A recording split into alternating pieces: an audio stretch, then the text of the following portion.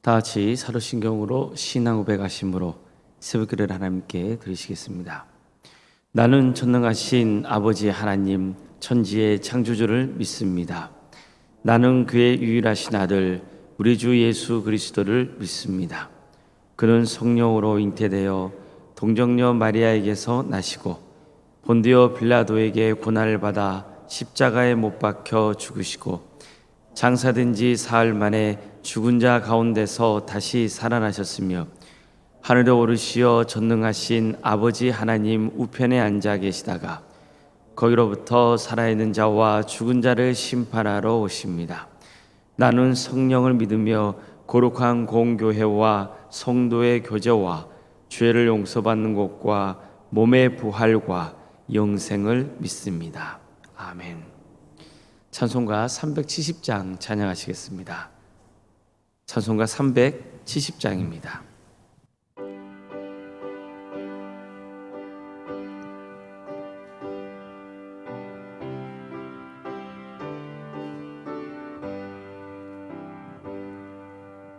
주 안에 있는 나에게 난 근심 있으랴 십자가 밑에 나가 내 짐을 풀었네. 주님을 찬송하면서 할렐루야 할렐루야 내 앞길 멀고 험해도 나 주님만 따라가리. 그 두려움이 변하여 내 기도 되었고 전날의 한숨 변하여 내 노래 되었네. 주님을 찬송하면서 할렐루야 할렐루야 내 앞길 멀고 험해도 나 주님만 따라가리. 내 주는 자비하셔서 늘 함께 계시고 내 궁핍함을 아시고 늘 채워주시네.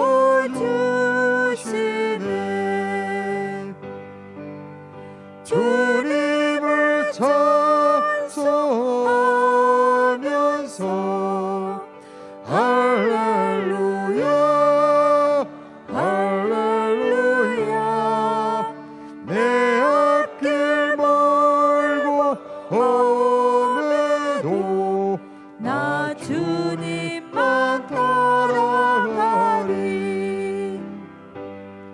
내 주와 맺은 언약은 영불변하시니 그 나라 가기까지는 늘 보시네.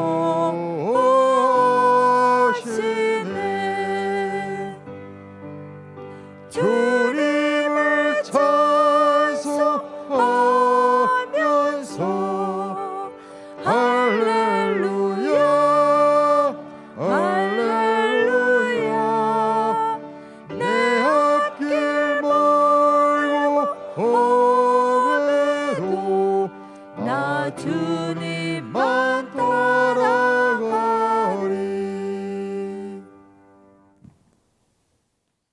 하나님의 말씀 함께 보겠습니다. 구약성경 창세기 42장 1절에서 8절까지 말씀입니다. 창세기 42장 1절에서 8절 말씀입니다.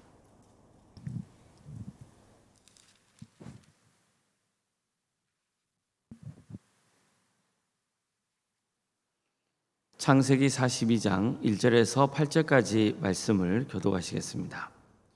그때 야곱이 애굽에 곡식이 있음을 보고 아들들에게 이르되 너희는 어찌하여 서로 바라보고만 있느냐. 야곱이 또 이르되 내가 들은지 저 애굽에 곡식이 있다 하니 너희는 그리로 가서 거기서 우리를 위하여 사오라. 그러면 우리가 살고 죽지 아니라 하매. 요셉의 형 10사람이 애굽에서 곡식을 사려고 내려갔으나 야곱이 요셉의 아우 베냐민을 그의 형들과 함께 보내지 아니하였으니 이는 그의 생각에 재난이 그에게 미칠까 두려워함이었더라. 이스라엘의 아들들이 양식을 사러 간 자 중에 있으니 가나안 땅에 기근이 있음이라. 때에 요셉이 나라의 총리로서 그 땅 모든 백성에게 곡식을 팔더니 요셉의 형들이 와서 그 앞에서 땅에 엎드려 절하매.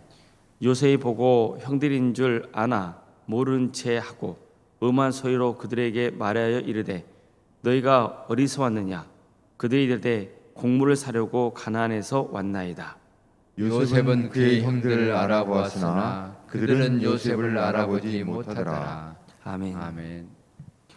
오늘도 새벽 기도를 드리며 하나님의 은혜를 간구하는 모든 성도님들의 가정과 또 생업의 자리 위에 하나님께 주인 세우시고 다스리시는 동암교회 위에 주의 은혜 평강이 있는 충만하시기를 주의 이름으로 축원합니다.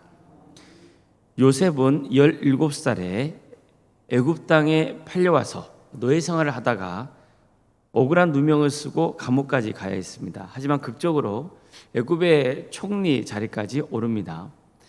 정말 너무나 대단한 반전을 이룬 거죠. 죄수에서 갑자기 애굽의 2인자가 되었다는 것은 사실 현실적으로는 거의 불가능에 가깝다고 볼 수 있죠. 그래서 사람들은 어떻게 그럴 수 있었는지 나름 합리적인 이유를 찾아보려고 합니다. 또 어떤 사람은 정말 말이 안 되는 일로 치부해버리게 됩니다. 하지만 요셉이 한낱 노예인데다가 죄수였음에도 불구하고 애굽의 총리 직분까지 맡게 된 가장 중요한 이유는 하나님께서 요셉을 택하셨기 때문이었습니다. 사실 우리 관점에서 보면 요셉이 오늘날 갑자기 신분이 급상승한 것처럼 보여도 하나님 관점에서 보면 전혀 그렇지 않다는 것을 알 수 있습니다. 하나님은 그를 총리로 세우기 위해서 치밀하게 준비하셨기 때문입니다. 야곱과 또 요셉의 형제들은 말 것도 없고 요셉 자신도 하나님이 그를 애굽의 총리로 세우기 위해서 훈련시키고 계셨다는 것을 몰랐습니다. 오직 누구만 아시는 겁니까? 하나님만 아시는 겁니다. 그래서 사람 입장에서는 오늘날 갑자기 일어난 일일 수 있지만 하나님 입장에서는 오늘날 갑자기가 아니었습니다. 그를 17년간 훈련시켰어요. 그래서 드디어 하나님의 때가 되어서 애굽의 총리에 오르게 된 것이고 그간 훈련을 받았기 때문에 자신에게 맡겨진 일을 잘 수행할 수 있었던 겁니다. 아무 준비가 안 된 사람이 큰 일을 맡으면 일을 제대로 해낼 리가 없지 않습니까? 그가 총리가 될 수 있었던 결정적인 동기는 애굽 왕의 꿈 때문이었습니다.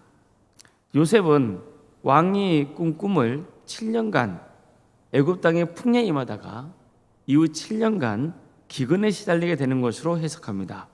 그렇기 때문에 기근에 대비해서 7년간 풍년이 되었을 때 곡식을 많이 저장해 놔야 한다고 조언합니다. 그러려면 두 가지를 해야 한다고 했어요. 하나는 지혜롭고 명철한 지휘자를 세워야 되는 것이고 또 하나는 각 지방의 관리들을 임명해서 곡식을 보관하도록 해야 한다는 것이었습니다. 그자 이 말을 들은 왕은 요셉이야말로 지혜롭고 명철한 자이며 하나님의 영에 감동된 자라는 것을 알았습니다. 그래서 그에게 총리직을 맡긴 거예요. 총리가 된 요셉은 애굽 전역을 다니면서 나라 사정을 파악하고 풍년이 계속되는 동안 생산된 모든 식량을 각 성읍에 저장하도록 지시합니다. 말이 쉽지 탁월한 지도력을 발휘해야만 가능한 일이었습니다. 이렇게 해서 7년의 기간이 끝나서 요셉이 꿈을 해석해 준 대로 정말로 그 다음에부터 기근이 들기 시작합니다. 그래서 사람들은 굶주게 되었고 왕에게 먹을 것을 달라고 요구하기 이릅니다. 그자 바로는 총리 요셉에게 가서 문제를 해결하라고 해요. 요셉은 기근 때문에 백성들이 힘들어하니까 그동안 창고에 모아두었던 곡식을 백성들에게 팔기 시작합니다. 기근은 애굽 땅만 아니라 애굽 주변에 있는 지역에도 영향을 미쳤어요. 그래서 많은 사람이 소문을 듣고 양식을 사려고 애굽 땅으로 왔던 거예요. 이렇게 해서 하나님은 요셉을 통해서 애굽 땅은 물론이고 주변 나라 사람들도 배고픔을 해방시켜 주려고 했던 겁니다. 하나님의 구원 역사는 여기서 멈추지 않습니다. 요셉의 아버지인 야곱의 가문에도 영향을 미칩니다. 실제로 이제 우리가 살펴보게 될 42장부터는 그간 잠잠하던 야곱의 가문이 다시 등장합니다. 기근은 야곱 가문이 살고 있었던 가나안 땅도 예외가 아니었어요. 그래서 어느 날 야곱은 자신들에게 이렇게 말합니다. 너희는 어찌하여 서로 바라보고만 있느냐? 야곱이 또 이르되 내가 들은즉 저 애굽에 곡식이 있다 하니 너희는 그리로 가서 거기서 우리를 위하여 사오라. 그러면 우리가 살고 죽지 아니하리라 하매 요셉의 형 10사람이 애굽에서 곡식을 사려고 내려갔으나 야곱이 요셉의 아우 베냐민은 그의 형들과 함께 보내지 아니하였으니 이는 그의 생각에 재난이 그에게 미칠까 두려워함이었더라. 자, 이처럼 야곱은 아들들에게 애굽 땅에 가서 곡식을 사오라고 명해요. 하지만 누구는 제외입니까? 막내 아들 베냐민만은 그대로 집에 머물게 했어요. 베냐민이 누구죠? 야곱이 가장 사랑했던 라헬의 자식이었습니다. 그러니까 라헬은 요셉의 어머니이기도 했습니다. 따라서 베냐민이 누구냐면 요셉의 친동생이 되는 거죠. 그런데 안타깝게도 라헬은 베냐민을 낳다가 죽어요. 또 자식들이 마치 요셉의 짐승에게 잡아먹힌 것처럼 속였기 때문에 야곱으로서는 이제 베냐민밖에는 없다고 생각했을 겁니다. 그래서 비록 어린 이유도 있었지만 베냐민만은 절대 집에서 떠나보내려고 하지 않았어요. 혹시 무슨 일이 있을까 봐 겁이 났던 거죠. 요셉의 형제들은 아버지 명대로 돈을 챙겨서 애굽 땅에 도착합니다. 이들은 양식을 얻기 위해서 애굽의 총리를 찾아갑니다. 그렇게 해서 드디어 그들은 애굽의 총리인 요셉 앞에 엎드려 절을 하는 겁니다. 형제들은 설마 요셉이 애굽의 총리가 됐으리라고는 꿈에도 생각지 못했습니다. 그래서 자신들이 엎드려 절하는 대상이 요셉인 것을 전혀 알지 못했던 거예요.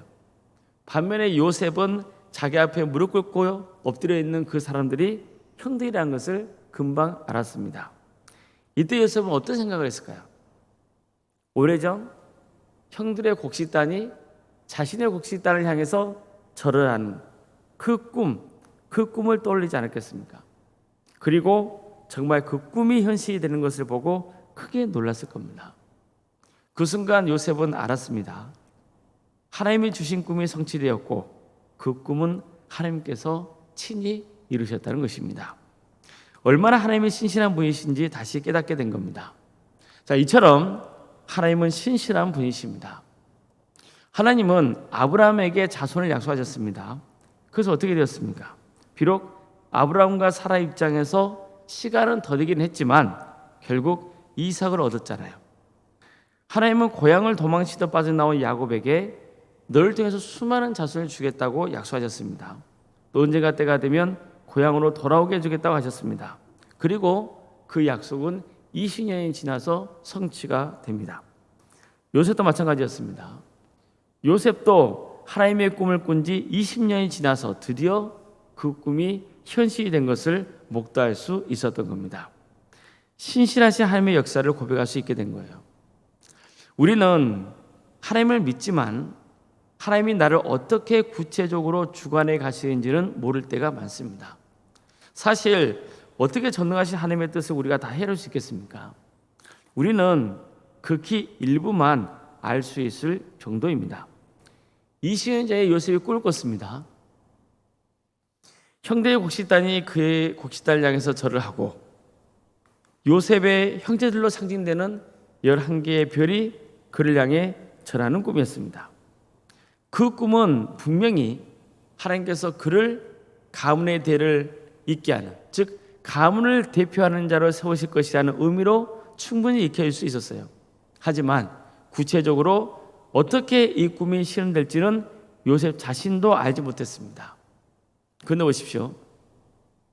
하나님의 꿈은 요셉이 기대한 그 이상이었습니다.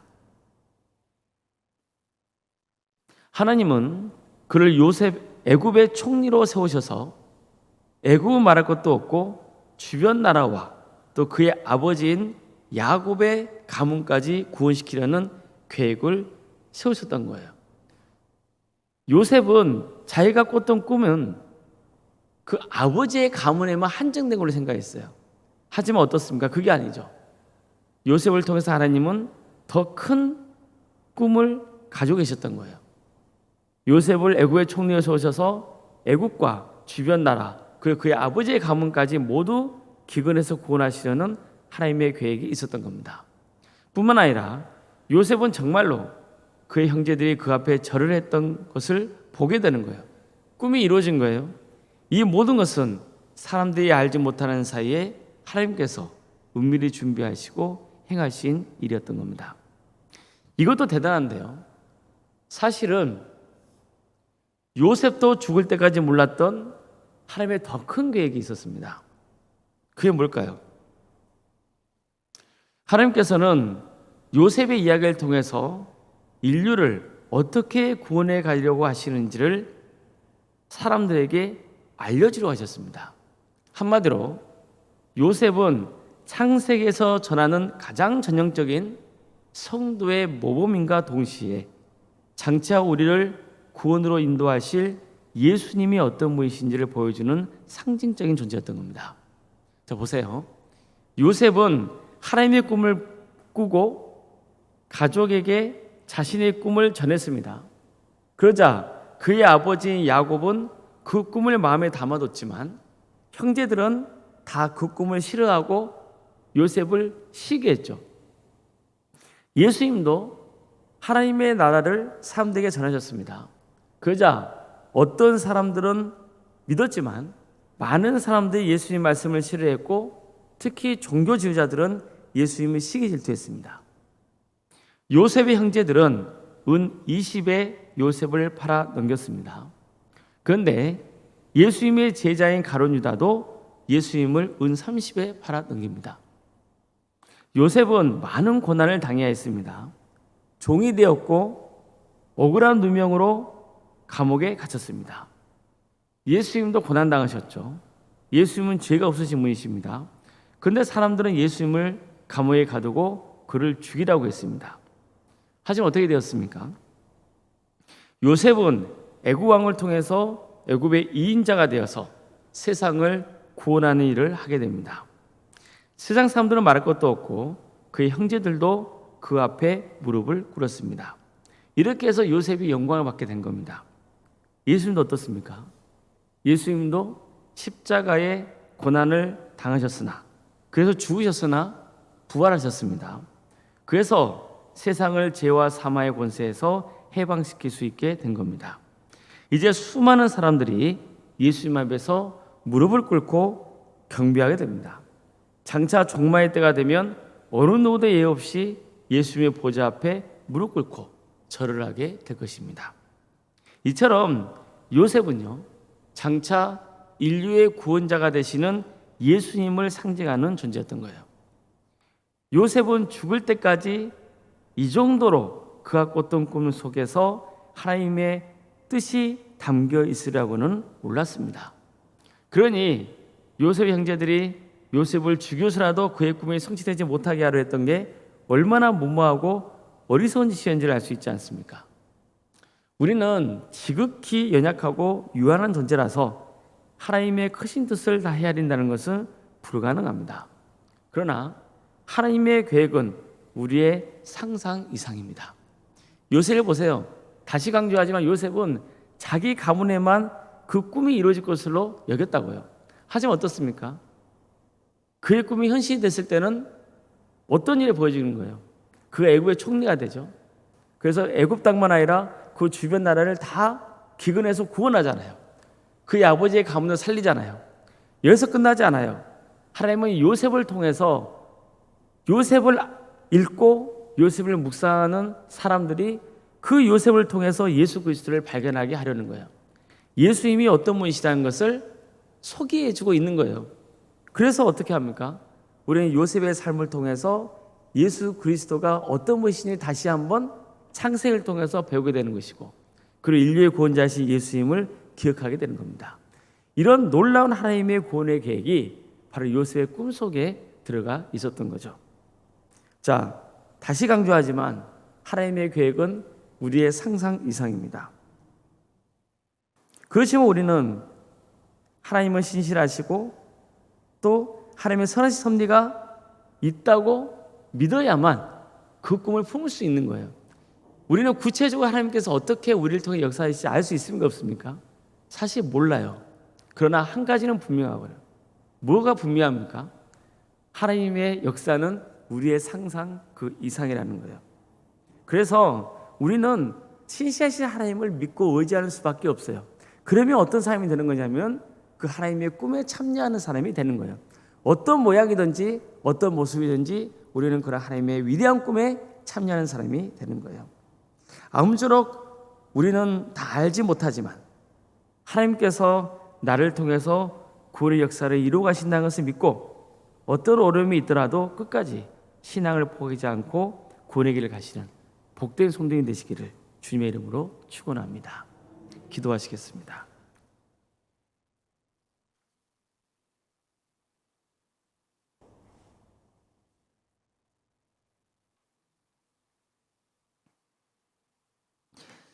사랑의 하나님, 어제 주일을 또 은혜 중에 잘 보내게 하시고 이렇게 또 새로운 날을 맞아 하나님을 예배토록 인도하시니 감사드립니다. 주님,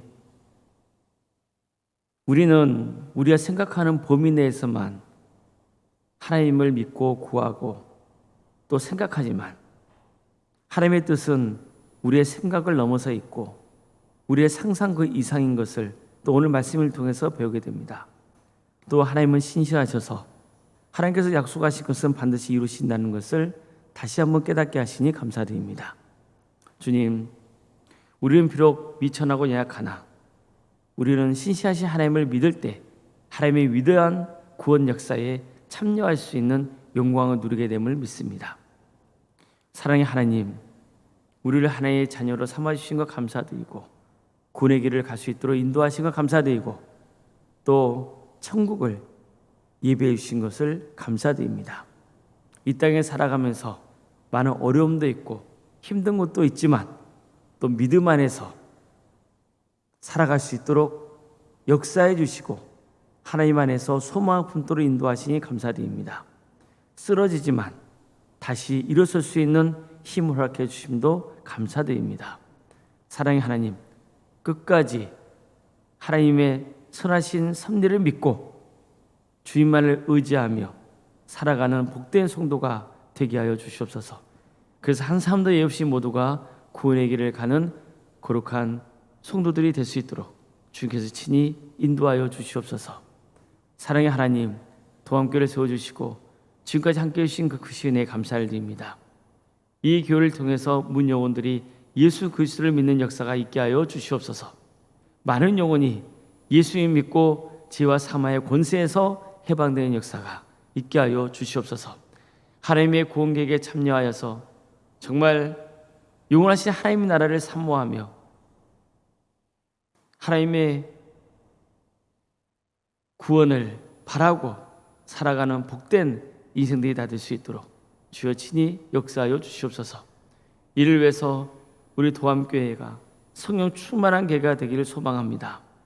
예수 그리스도를 주로 고백하고 또 사랑으로 하나 되는 복된 교회가 되기를 소망합니다. 전도의 열정이 차고 넘치는 교회가 되기를 소망합니다. 그래서 많은 영혼들이 예수 믿고 구원받는 구원의 방주가 되기를 소망하오니 주여 우리 교회와 함께하여 주시옵소서. 어려움에 처해 있는 우리 성도들의 삶을 주께서 주관하시고 선하게 인도하여 주시옵소서. 백혈병으로, 위암과 유방암으로, 폐렴과 또 당뇨로, 치무전증으로, 갑상선으로, 소화장애로, 허리골절로, 소아마비 장애로, 뇌질환과 공황장애와 신경쇠약과 난청으로, 또 중독으로, 불면증과 협신증으로, 만성관염과 포도막염으로, 허리협착증으로, 방광염과 신장의 이상으로, 또 콩팥과 십이장 등의 이상으로, 췌장의 이상으로, 사고로 인해서 입원 치료를 받고 있고 또 오늘 수술을 앞둔 성도도 있습니다. 수술 이후에 회복을 바라는 성도도 있습니다. 코로나에 걸려서 치료를 바라고 있고 회복의 과정을 거치고 있는 성도들도 있습니다. 여러 형편 가운데 있는 성도들이 있습니다. 주님 도와주시고 함께하여 주시옵소서. 치유와 회복의 역사를 허락하여 주시옵소서. 절대 소망의 끈을 놓지 않고 끝까지 주님의 구원을 바라는 복된 성도들의 삶이 될 수 있도록 주님께서 함께하여 주시옵소서. 객지에 나가 있는 성도들이 있습니다. 그들의 삶을 주께서 주관하여 주시옵소서. 학업으로, 직장으로, 또 사업으로, 군복무로 여러 형편 가운데 나가 있는 우리 성도들이 있사오니 그들의 거하는 자리가 복 있는 자리가 될 수 있도록 인도하여 주시고 그들의 안전을 지켜주시며 예배자로서의 삶을 살아갈 수 있도록 주님께서 그들을 붙들어 주시옵소서. 자녀의 잉태를 바라는 가정이 있사오니 하나님 때에 자녀를 출산케 되는 역사가 있도록 도와주시고 또 우리에게 주어지는 자녀들 그들의 삶을 주님께서 주관하여 주셔서 구원의 길을 갈 수 있도록 인도하여 주시며 그들의 신앙이 자라서 30배, 60배, 100배의 결실을 거두는 놀라운 역사가 있도록 도와주시옵소서. 주님, 우리 청년들 취업과 결혼을 허락하여 주시옵소서. 그래서 하나님의 영광 위에서 살아갈 수 있도록 주님께서 친히 역사하여 주시옵소서. 결혼 앞둔 가정이 있습니다. 그 가정을 복되게 하여 주셔서 결혼 은혜 중에 잘 마칠 수 있도록 인도하여 주시고 또 하나님께서 그 가정을 기억하여 주셔서 믿음의 가정으로 든든히 세워져가는 역사가 있도록 함께하여 주시옵소서. 우리 성도의 사업장과 직장의 자리를 위해서 기도합니다. 하나님께서 친히 주관하신 것을 믿도록 인도하여 주시고 그래서 모든 것을 주님 앞에 내려놓고 하나님의 선하신 역사를 지켜보는 우리 모든 성도들이 될 수 있도록 인도하여 주시옵소서. 그래서 하나님께서 친히 역사하셔서 모든 것들이 합력하여 선을 이루는 거룩한 역사 있도록 주여 함께하여 주시옵소서. 교회학교를 위해서 기도합니다. 우리 교회학교가 더욱 부흥성장하여서 하나님 나라가 확장된 역사가 있도록 도와주시고 우리 자녀들이 믿음이 씨앗이 잘 심겨지고 또 싹이 트고 자라서 열매 맺는 역사가 있도록 도와주시옵소서. 구역과 자치기관 또 전도특공대와 기도특공대 다사랑 동암지원센터와 사랑식당 등 운영토로 인도하신 것 감사드립니다. 이 귀한 사역들을 통하여서 하나님 나라 확장될 수 있도록 인도하여 주시고 또 주님께서 함께하여 주셔서 우리에게 꿈을 보여주셔서 우리가 섬기할 곳을 알려주시고 그래서 더욱더 선교하는 교회로 세워져가는 역사가 있도록 인도하여 주시옵소서. 오른생각 사모님 성령 충만케 하여 주시고 평안의 축복을 보여주시며 믿음의 영가로 세워가는 복된 역사가 있도록 인도하여 주시옵소서. 장로인 간수 이사님과 또 권사님과 집사님과 교육자 모두에게 성령 충만 역사를 허락하여 주시옵소서. 맡겨진 직분을 능력있게 잘 감당할 수 있도록 도와주시되 항상 겸손하고 낮아지는 마음을 할 수 있도록 인도하여 주시옵소서. 우리에게 드리는 모든 예배가 성령 충만의 예배가 될 수 있도록 도와주시고 많은 성도가 모여서 하나님 예배게 되는 역사가 있도록 도와주시옵소서. 우리 교회 새 가족을 보내주십시오. 그래서 함께 동역할 수 있도록 인도하여 주시오. 하나님 나라를 위해서 더 많이 헌신할 수 있는 복된 교회가 될 수 있도록 도와주시옵소서. 광주 지역이 영적으로 각성이 되어서 정말 많은 영혼들이 회개하고 주님께로 돌아오게 하여 주시며 이 땅에 하나님의 정의와 공의가 바로 세워지고 주께서 오신 수많은 교회들이 빛과 소금의 사명을 잘 감당할 수 있도록 인도하여 주시옵소서. 이 나라를 주께서 국력해 주시어서 특별히 억압받고 있는 북한 동포들 합숙의 해방과 자유 기쁨을 맛보게 해주시고 평화로운 통일을 이루게 하여 주셔서 그 땅에 많은 교회들이 세워져 수많은 영혼들이 그리스도께로 돌아오는 역사가 있도록 인도하여 주시옵소서. 하나님 나라 위해서 헌신하고 있는 목회자들과 또 선교사들 가운데 함께하여 주셔서 그들의 자리를 지켜주시며 그들의 헌신을 통하여서 많은 구원의 열매가 맺어지는 역사가 있게 하여 주시옵소서. 오늘 하루도 주님의 은혜 속에 살아갑니다. 우리를 지켜주시고 선한 길로 인도하여 주시옵소서. 우리 성도들이 기도하는 모든 기도의 제목들이 주님의 뜻 안에서 응답받는 복된 역사가 있게 하여 주시옵소서. 거룩하신 예수님의 이름으로 기도드리옵나이다. 아멘. 하늘에 계신 우리 아버지, 아버지의 이름을 거룩하게 하시며 아버지의 나라가 오게 하시며 아버지의 뜻이 하늘에서와 같이 땅에서도 이루어지게 하소서. 오늘 우리에게 일용할 양식을 주시고 우리가 우리에게 잘못한 사람을 용서하여 준 것 같이 우리 죄를 용서하여 주시고 우리를 시험에 빠지지 않게 하시고 악에서 구하소서. 나라와 권능과 영광이 영원히 아버지의 것입니다. 아멘.